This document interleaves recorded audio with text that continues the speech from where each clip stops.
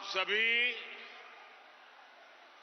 इतनी बारिश के बीच, इतनी असुविधा होते हुए भी दूर दूर से हमें आशीर्वाद देने आए हैं।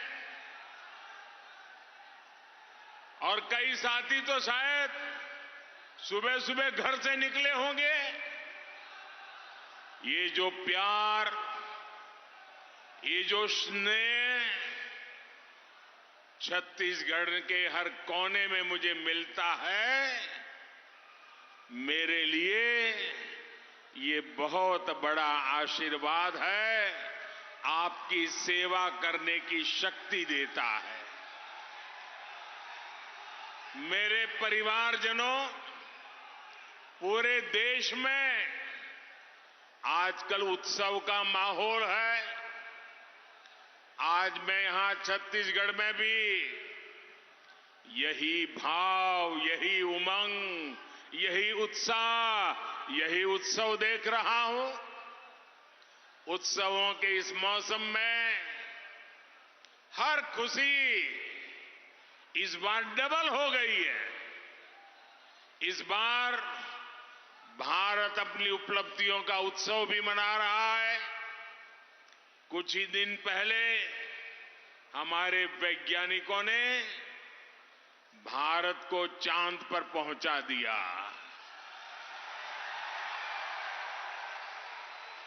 भारत का चंद्रयान वहां पहुंचा जहां दुनिया का कोई देश नहीं पहुंच पाया था। और जैसे हमारे छत्तीसगढ़ में लोग कहते हैं ना, छत्तीसगढ़िया सबसे बढ़िया,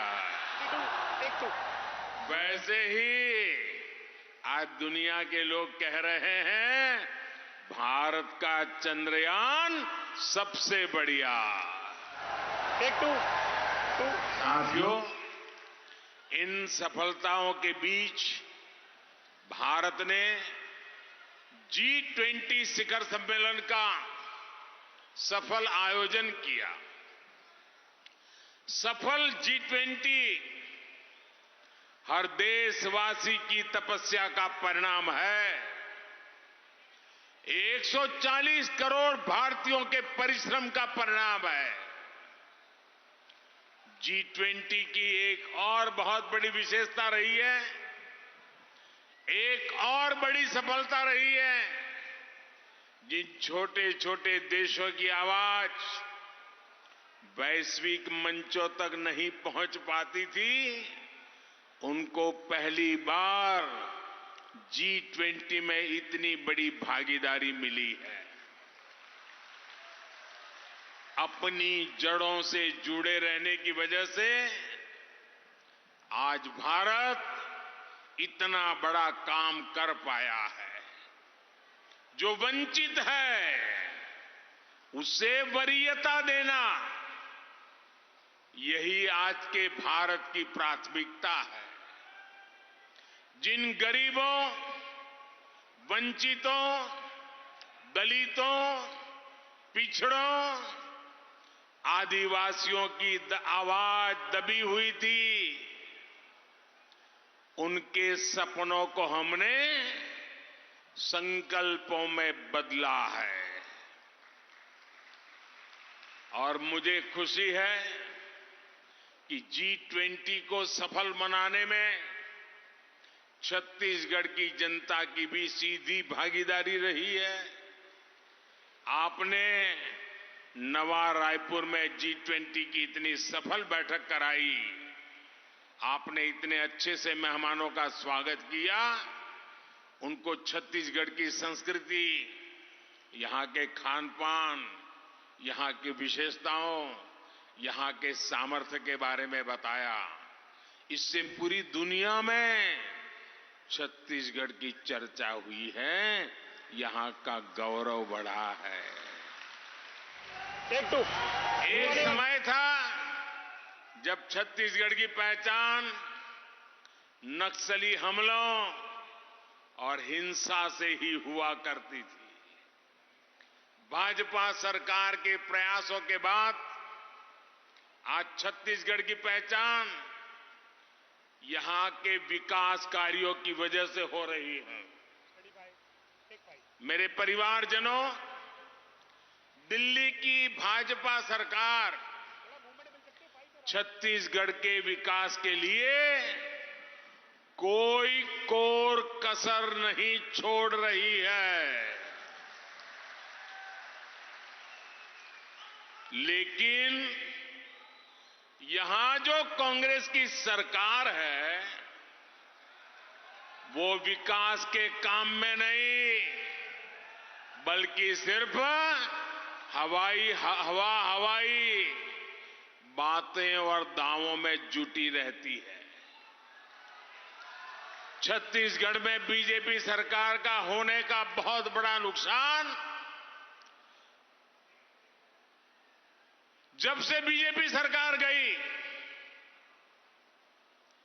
जब से ये लोग बैठे हैं, सबसे बड़ा नुकसान मेरे छत्तीसगढ़ के भाइयों बहनों को उठाना पड़ा है, मेरे नौजवानों को उठाना पड़ा है। केंद्र की भाजपा सरकार बीते 9 वर्षों में देश भर के गरीब परिवारों को करीब करीब 4 करोड़ घर दे चुकी है। कितने? जरा जोर से बोलिए, कितने? 4 करोड़ घर। हम चाहते थे कि छत्तीसगढ़ के गरीब परिवारों को भी पीएम आवास योजना का अधिक से अधिक लाभ मिले, लेकिन कांग्रेस की सरकार यहां छत्तीसगढ़ के गरीबों के पक्के घर नहीं बनने दे रही है।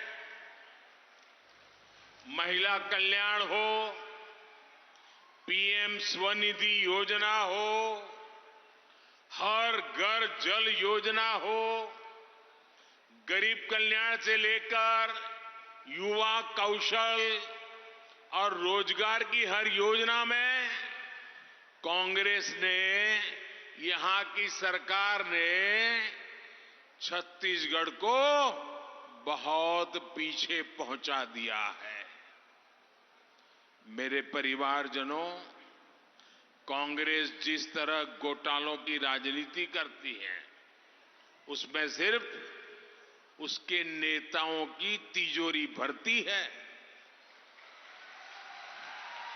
भरती है ना? भरती है ना? लूट रहे हैं ना? गरीब कल्याण में भले पीछे हो, लेकिन भ्रष्टाचार में छत्तीसगढ़ की कांग्रेस सरकार लगातार आगे बढ़ रही है। आप कल्पना कीजिए, मैं तो सोच भी नहीं सकता हूं, देशवासी भी सोच नहीं सकते, गरीब से गरीब इंसान भी सोच नहीं सकता।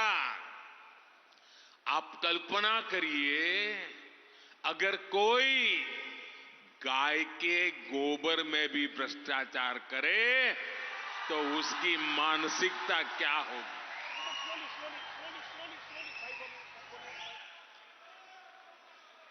छत्तीसगढ़ की बहनों से वादा तो किया था शराबबंदी का, लेकिन कांग्रेस ने शराब की बिक्री में ही घोटाला कर दिया।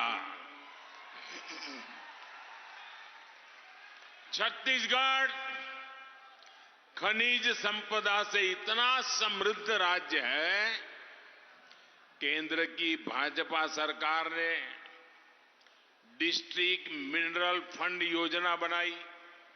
हमारा मकसद था कि जिन जिलों से खनिज संपदा निकलती है तो उसका एक हिस्सा उसी क्षेत्र में विकास के लिए खर्च किया जाए। हम चाहते थे हमारे आदिवासी बहनों भाइयों को इसका सबसे ज्यादा लाभ मिले, लेकिन यहां की भ्रष्ट कांग्रेस सरकार ने इसको भी नहीं छोड़ा।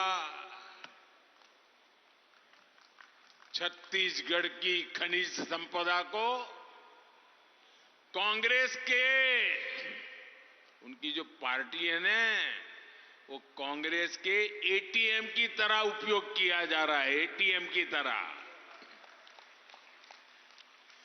झूठा प्रचार और आकंठ भ्रष्टाचार, यही छत्तीसगढ़ कांग्रेस सरकार की पहचान है। और वो तो कहते हैं बहुत सालों के बाद मौका मिला है और इसके बाद मिलने वाला नहीं है। यही समय है, जितना लूट सको लूटो। मेरे परिवारजनों, कांग्रेस का ट्रैक रिकॉर्ड और भाजपा का ट्रैक रिकॉर्ड आपके सामने है। 50 साल से भी पहले कांग्रेस ने देश से गरीबी हटाने की गारंटी दी थी कि नहीं दी थी भैया? इंदिरा जी के जमाने से गरीबी हटाने की बातें कर रहे थे ना। कांग्रेस तब भी हर चुनाव इसी गारंटी पर लड़ती थी और आज भी इसी गारंटी पर लड़ती है। अगर कांग्रेस अपने जमाने में अपना काम ठीक से करती तो आज मोदी को इतनी मेहनत नहीं करनी पड़ती। मोदी ने गारंटी दी थी कि देश के गरीब को सशक्त बनाऊंगा। आज आप इसके परिणाम देख रहे हैं। सिर्फ 5 वर्षों में ही 13.5 करोड़ देशवासी गरीबी से बाहर आए हैं। ये इसलिए हुआ क्योंकि भाजपा सरकार ने गरीब के हित में योजनाएं बनाई। भाजपा ने गरीबों को गरीबी से लड़ने के लिए जरूरी साधन दिए, सामर्थ्य दिया। भाजपा ने सरकारी योजनाओं से बिचौलियों को, कटकी कंपनी को, लुटेरों को बाहर निकाला। हमने ये सुनिश्चित किया कि लाभार्थियों तक पूरा लाभ पहुंचे। आज आप देखिए, मुफ्त राशन हर लाभार्थी तक, हर गरीब तक बिना किसी घोटाले के पहुंच रहा है।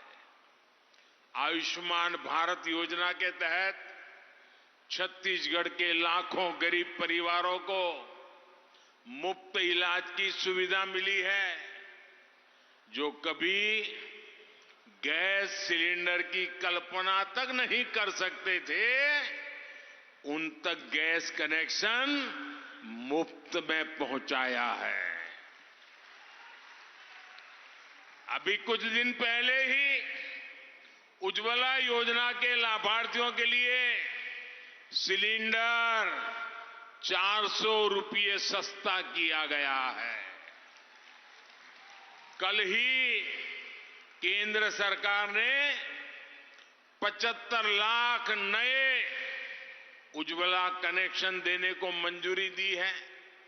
जिन परिवारों में विस्तार हुआ है या परिवार में विभाजन हुआ है, वो भी रह न जाए, उसकी चिंता अभी से शुरू कर दी है। और इसका बहुत बड़ा लाभ हमारी छत्तीसगढ़ की बहनों बेटियों को होने जा रहा है।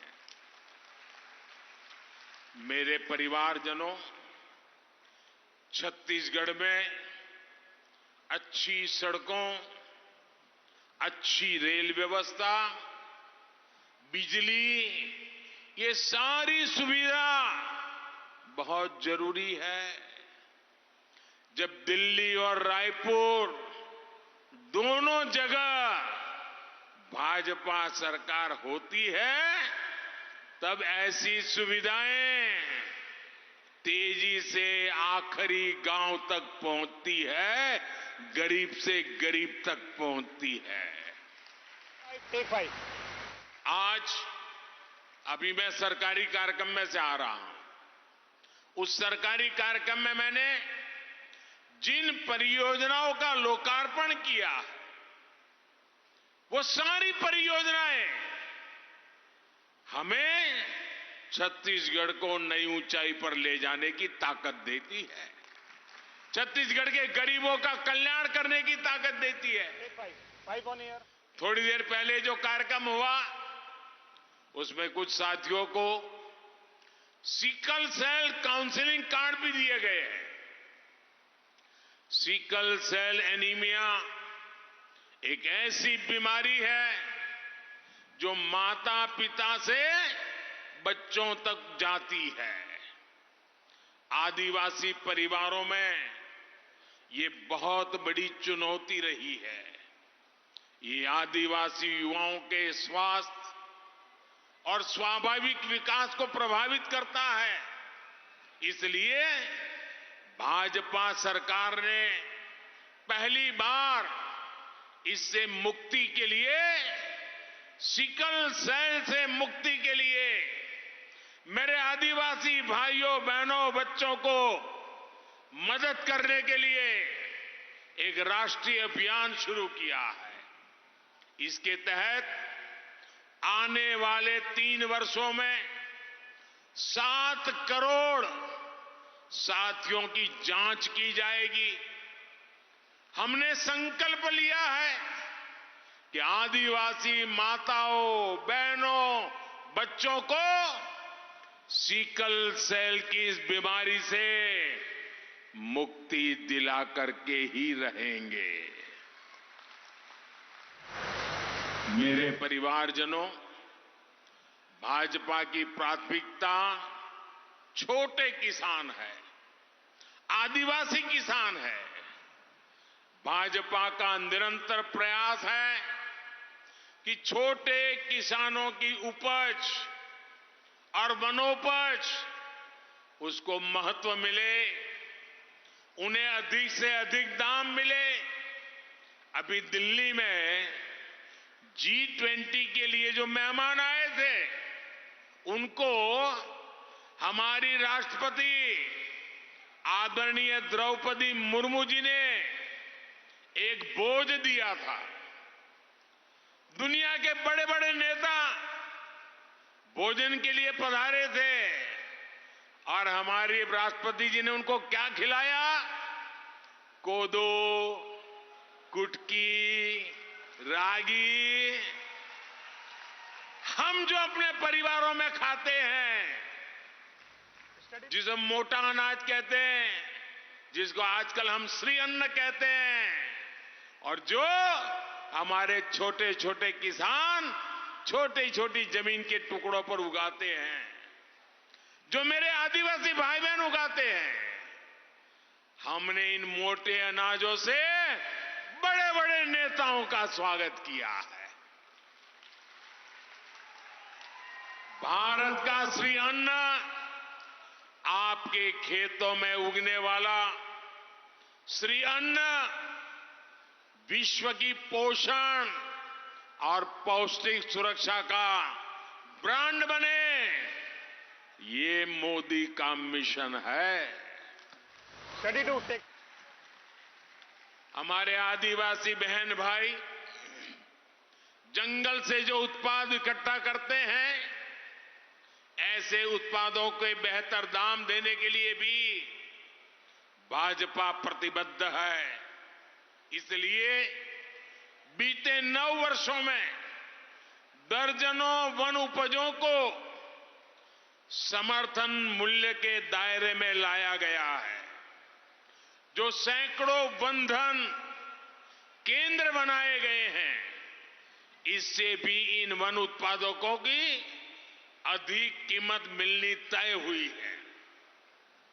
मुझे खुशी है कि वन धन केंद्रों में बड़ी संख्या में आदिवासी बहन भाइयों को रोजगार मिला है। विशेष रूप से आदिवासी बहनों के सैकड़ों स्वयं सहायता समूह वन धन योजना से जुड़े हैं।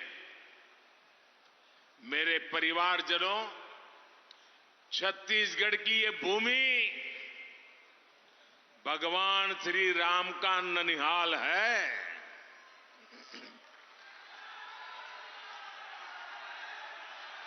माता कौशल्या का भव्य मंदिर यहां है। आज इस पवित्र भूमि पर मैं आप सभी भाई बहनों को हमारी आस्था, हमारे देश के खिलाफ जो साजिश हो रही है उसके प्रति जागरूक करना चाहता हूं। जिन लोगों को आप सभी ने पिछले 9 साल से केंद्र सरकार से बाहर कर रखा है, जो लोग लगातार चुनाव हार रहे हैं, वे लोग अब आपसे इतनी नफरत से भर गए हैं कि उन्होंने आपकी पहचान, आपकी संस्कृति के खिलाफ ही मोर्चा खोल दिया है। इन लोगों ने मिलकर एक इंडी गठबंधन बनाया है। कुछ लोग इसे गठबंडिया गठबंधन भी कहते हैं। अब इंडी गठबंधन ने तय किया है कि वो भारत की सनातन संस्कृति को समाप्त करके रहेगा।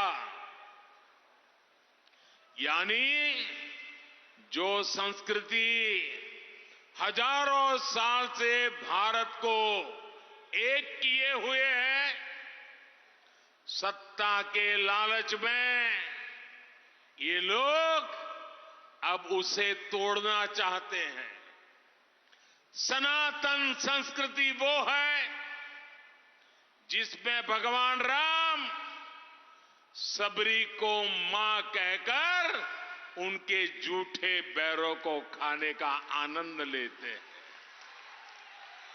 सनातन संस्कृति वो है जहां राम वनवासियों को, निषाद राजगृह को अपने भाई से भी बढ़कर बताते हैं। सनातन संस्कृति वो है जहां राम नाव चलाने वाले केवट को गले लगाकर धन्य हो जाते हैं। सनातन संस्कृति वो है जिसमें वानरों की सेना श्री राम की शक्ति बढ़ाकर लंका विजय का कारण बनती है। सनातन संस्कृति वो है जो किसी परिवार में हुए जन्म को नहीं, बल्कि व्यक्ति के कर्म उसको प्रधानता देती है। गांधी जी से लेकर स्वामी विवेकानंद तक, देवी मां अहल्याबाई होलकर से लेकर मीराबाई तक, हजारों हजार साल ये सनातन धर्म, सनातन संस्कृति हर किसी को प्रेरित करती रही है। ये सनातन संस्कृति है जो संत रविदास और संत कबीरदास को संत शिरोमणि कहकर अपना गौरव बढ़ाती है। हमारे यहां छत्तीसगढ़ में ही बहुत बड़े स्वतंत्रता सेनानी हुए थे, श्यामलाल सोमजी। उन्हें प्रथम जंगल सत्याग्रही कहा जाता है। श्यामलाल सोमजी का जीवन सनातन से ही प्रेरित था। हमारे छत्तीसगढ़ के ही शहीद रामादीन गौण का तो नाम ही सनातन का प्रतिबिंब रहा है। ऐसी सनातन संस्कृति को समाप्त करने का ऐलान इंडी अलायंस के लोगों ने किया है। छत्तीसगढ़ के लोगों को, देश के लोगों को इनसे बहुत सतर्क रहना है। ये भारत की हजारों साल से चली आ रही संस्कृति को मिटाना चाहते हैं, ये भारत को मिटाना चाहते हैं। मेरे परिवारजनों, आज पूरी दुनिया में भारत की धूम है। दुनिया भारत में निवेश की हर संभावना को तलाश रही है, लेकिन यहां कांग्रेस की भ्रष्ट सरकार, केंद्र के काम में रोड़े अटकाने वाली सरकार रहेगी तो छत्तीसगढ़ को इसका लाभ नहीं मिल पाएगा। छत्तीसगढ़ के युवाओं को यहीं पर बेहतर रोजगार मिले, छत्तीसगढ़ निवेश आकर्षित करने में अग्रणी हो, इसके लिए यहां भाजपा की सरकार बनना आवश्यक है। ये जो समय आया है, इसको छत्तीसगढ़ को चूकना नहीं है।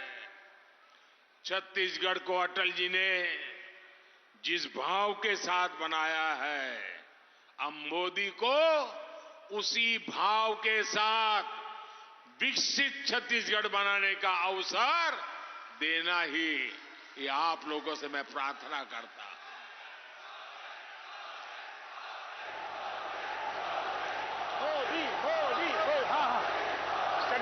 छत्तीसगढ़ के पास अपार संपदा है। अब इसे भाजपा का कमल खिलाकर समर्पण और संकल्प से जोड़ना है। आप इतनी बड़ी संख्या में, इतने बारिश के बावजूद भी हम सबको आशीर्वाद देने के लिए आए, इसके लिए हम सभी आपका बहुत बहुत आभार व्यक्त करते हैं। मेरे साथ बोलिए, भारत माता की, भारत माता की, भारत माता की। बहुत बहुत धन्यवाद। मन समर्पित, तन समर्पित और यह जीवन समर्पित की भावना के साथ अपना जीवन जीने वाले आदरणीय मोदी जी के उद्बोधन के बाद वोट ऑफ थैंक्स के लिए, धन्यवाद ज्ञापन के लिए सांसद गोमती साय दीदी जी को मैं सादर आमंत्रित करता हूं।